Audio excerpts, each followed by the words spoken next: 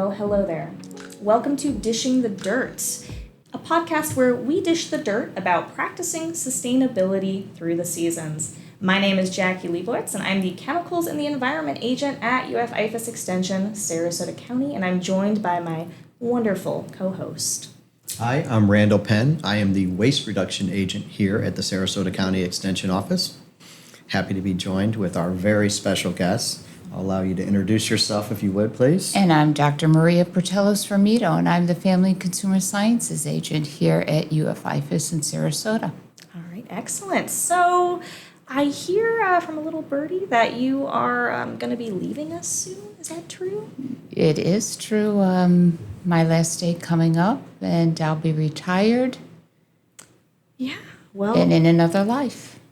Congratulations to you. That's an amazing milestone in life, right? I'm looking forward to the day for myself many years from now, but you have done some amazing work during your time at Extension, and I'm so thankful that you came on to talk with us and impart some of your knowledge before you go. So there's a couple areas that you cover in your programming. Would you mind kind of stepping us through what those areas are and how they're relevant for our Sarasota County community members? Well, I did a lot of work with seniors, do a lot of food safety, and like today's topic, disaster preparedness, with sometimes a focus on food safety. Yeah, no, excellent. And that is definitely at the heart of what we want to talk about today is that disaster preparedness, because we have a special season coming up here in Sarasota. And do you guys, just a little pop quiz, remember what that season is and when it's happening? Well, I'll go with the hurricane season. Oh, ding, ding. And what are the official dates, Maria? When do we start? June 1st through November 30th. That is a long, long time. Yes. And I know, particularly in our area, we had 3 back-to-back storms, sort of toward the end of hurricane season. From my memory, it was around August through September, right, when we got the bulk of the impact. And I think that's what's on everyone's mind right now is what can I do, now that we're in May here, to get prepared for some potential hurricanes, although knocking on wood here, we might be in the clear this season, who knows? But just good to be prepared, right? So there's a lot of great things to do before the season even begins, or we still have some nice sunny days. One of the things is to take a look at your insurances and make sure that everything's up to date, that you're very familiar with your deductibles. If you don't have flood insurance, you'll want to do that. It will take 30 days to initiate. And then you also want to take the time to videotape each room of your home to know its contents. Take still shots of the exterior of your home, your pool, your lanai, the front of your home, the roof line, and so forth.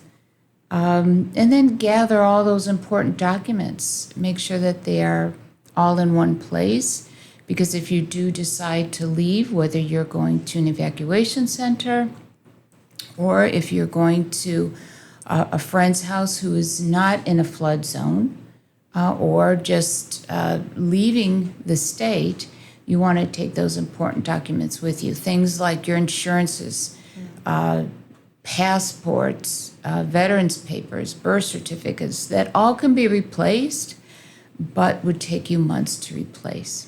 Yeah, no, those are some really good tips. Having kind of a to-go bag or kit, something that's waterproof is something I think worth looking into as well, especially for those paper documents like your social security card.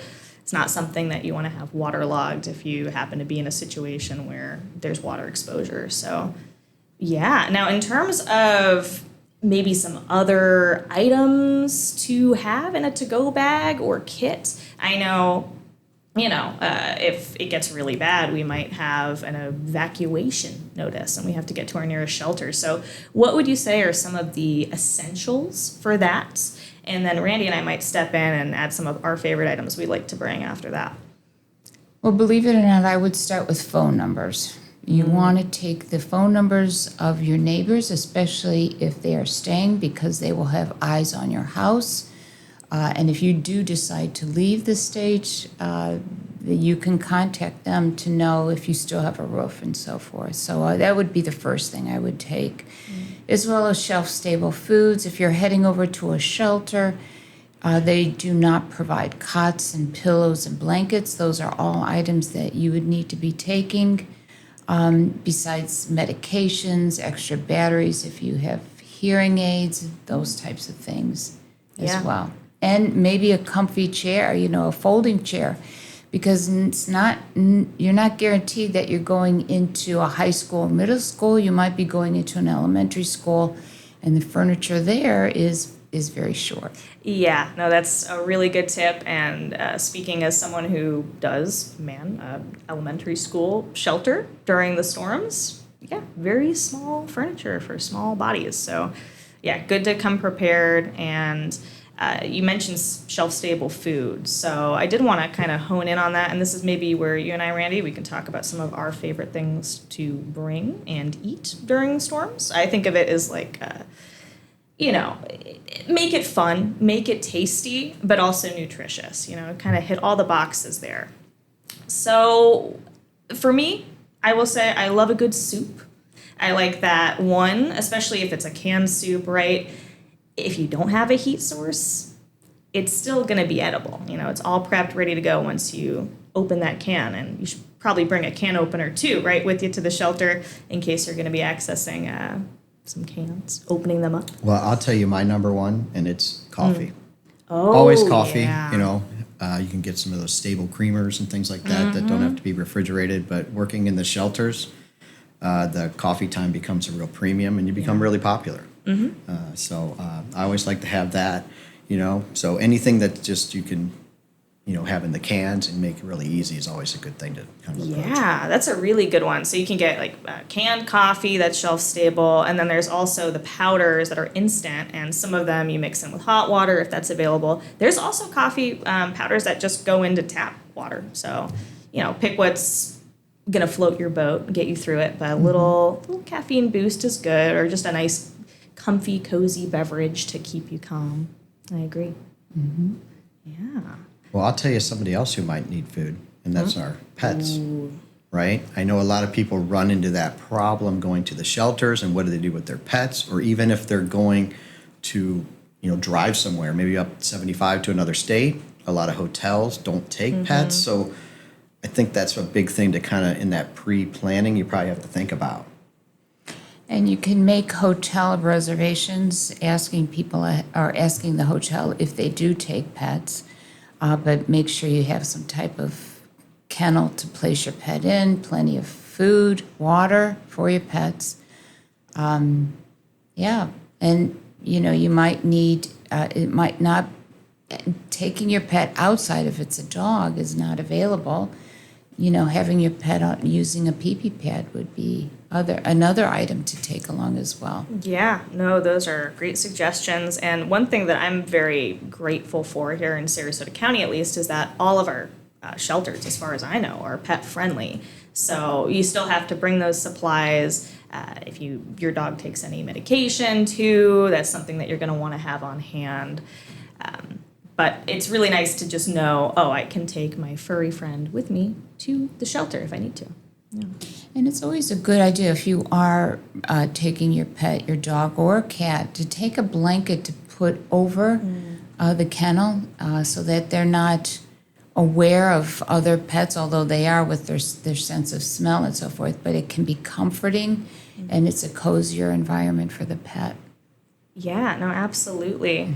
Maybe some favorite treats as well. Absolutely. When you do have a little break time. Yeah, and I'm trying to think of some other good things, right? So we covered pets, we covered food. I did mention medications. Is there maybe anything worth noting? Let's say if you yourself have a drug or a medication that you have to take on a regular basis for your health, how do you go about making sure you have your supply all prepped and ready to go? Well, a lot of insurance companies, fortunately, will provide those mail services to give you a 3-month supply. But if you are a special needs individual, meaning you need oxygen 24/7 and so forth, There are evacuation centers set up just for that person as well as their caretaker.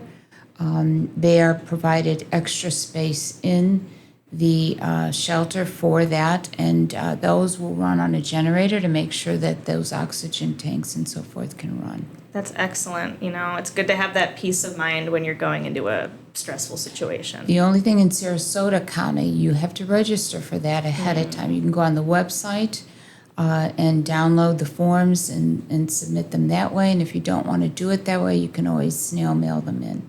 Yeah, and just for anyone tuning in, if we mention any resources or links, we'll make sure that those are available in our show notes. So stay tuned to that description for our podcast, and that's how you'll access it. Yeah, and the other great thing I wanted to mention is Sarasota County will pick you up and your caretaker ahead of the storm and take you to the shelter. All right. Wow. I mean, Sarasota County really has it together when it comes to making sure people get to safety during the storm. So, and I know our shelters are very high capacity as well. So if you're ever nervous, you're in a situation, you get an evac notice, it's always better to play it safe. Check in with your loved ones, get those phone numbers, get your stuff together, be ready to go. Then you don't have to be panicked and trying to get things last minute, right? We all know, right, when a hurricane gets announced, what the store shelves look like. It's better to not be in that situation. So have some stuff ready. And with that, I think... Yeah, the shelves get cleared out. People they get do. pretty crazy, don't they? So water, number one, gone. Any kind of I was paper just products. in one of the big stores the other day, and there were stacks and stacks of water, very cheap. So, getting some of that stuff set aside is really important. The other thing I know we all deal with is gasoline. Oh, yeah. And whether you maybe have a generator, I know you have some fact sheets about that, or even your car, everyone tries to fill up that night before. And it's a battle, right, at the stations? It is. So, it gets intense. I know that can be a big thing, too. You have a great fact sheet. We were talking about some of the resources here. I love the way you broke it down. You have this kind of before the event, during the event, and then kind of that post kind of life. I know we're talking about the before, but what are some of kind of that middle during the event things that you can do? Just hunker in place, or what's kind of the... Yeah, pretty much. And I want to mention with in regards to the water, it's a gallon of water per person per day, plus water for cooking, plus water for pets. And yes, you can fill up your bathtub. You'll want to make sure it's sanitized properly. They also have bladder type, an operation that's like a bladder that you could fill your tub in with that. Which is useful, but it's another thing to buy and store, so maybe that's not an option. But yeah, there's a lot of things you could do. When we see a hurricane on the horizon, it's a good time to go to your refrigerator and start taking foods out of your refrigerator and placing them into your freezer, those things that you can freeze.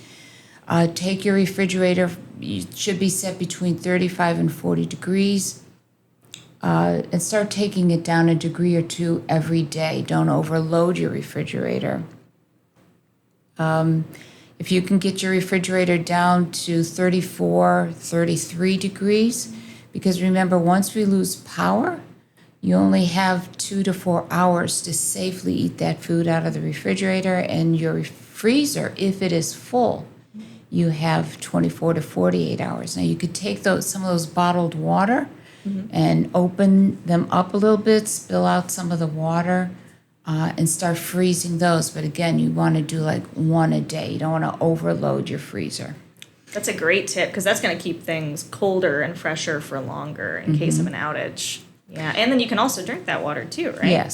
Yes. And you want to, whatever remains in your refrigerator, you want to cluster those items close together.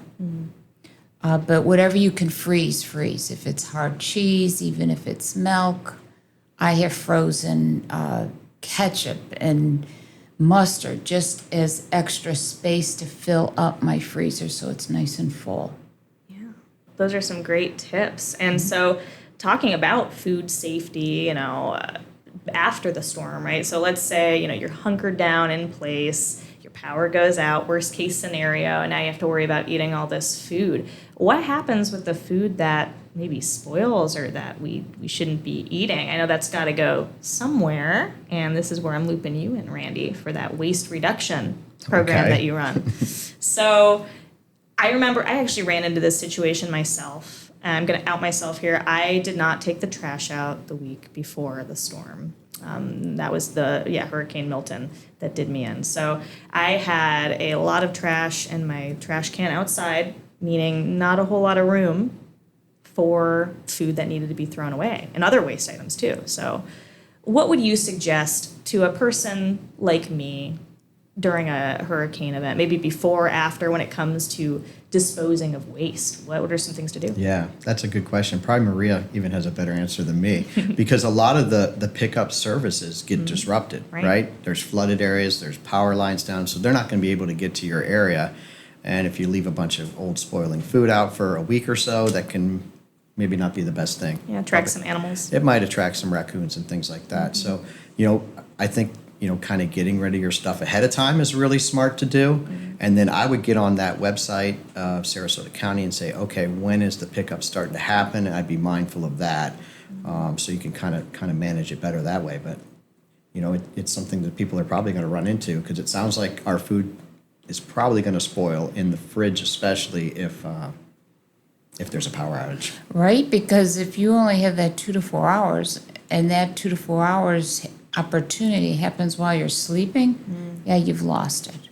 But your 24 to 48 hour opportunity, you might be able to take foods out and grill them. If you have a grill, like a charcoal grill and so forth, you can use some of those items. And if you can share those items with neighbors, that's even better.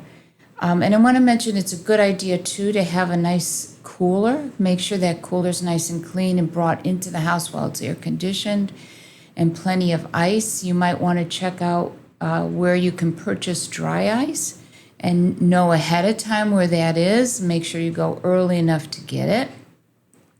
And also stock up on ice and freezer packs for that cooler as well. And then that's another option because now you've taken things out of your freezer and even placed them in a smaller, tighter container that can stay a little bit longer as well.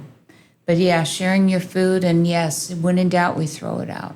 Yeah. Now, I noticed on your some of your information and fact sheets, it said do not use your grill inside your house. Yes. It was actually a special box noted. Is there a lot of situations where this happens, where people bring their charcoal grill inside? It happens. And the same with generators. People place their generators too close to the house or in the garage and are overcome by carbon monoxide poisoning. Not a good one. It can be very dangerous, yeah. So you need to be careful. Keeping that grill at a safe distance, not in the garage. It's because, it's raining, it's windy. So it makes sense, let's bring it into the garage, but that's not really the option. Yeah. No, it's good to be safe in that way. Another thing that was kind of in the news a little bit too last season for the hurricanes is those electric car batteries. They cannot come in contact with salt water. So if you're living on the coastline and you have your battery still in your electric vehicle and it makes contact with that salt water, you could be dealing with some massive, massive issues. Talking fire, talking things burning, could lose your home. And it's just a very scary thing that not everyone's really thinking about because it's not an obvious thing either. So I just wanted to throw that out there. And that's a great point. I did also want to just reel it back a little bit and mention one thing that did help me when I was cleaning up all my stuff in the fridge after the storm is I actually have a compost that I started, inspired by Randall Penn here.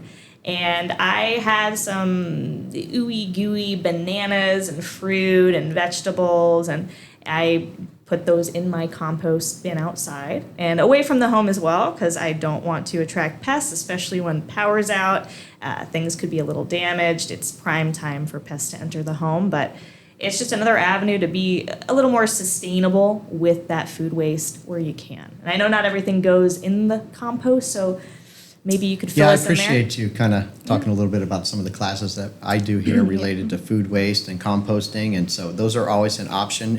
You want to use things from plants, stay away from animal products, meat, chicken, oily items like that, because those while they will break down outside, they're going to attract a lot of pests and critters, and that's not really what we want to do. So if you're interested in learning about that, perhaps check our webpage and sign up for one of our classes. Let's make some black gold. I love the shameless plug. Thank you. No, absolutely. Plus, leaf litter, branches, right, to a certain extent. I know people are going to have probably more debris than just Yes. that.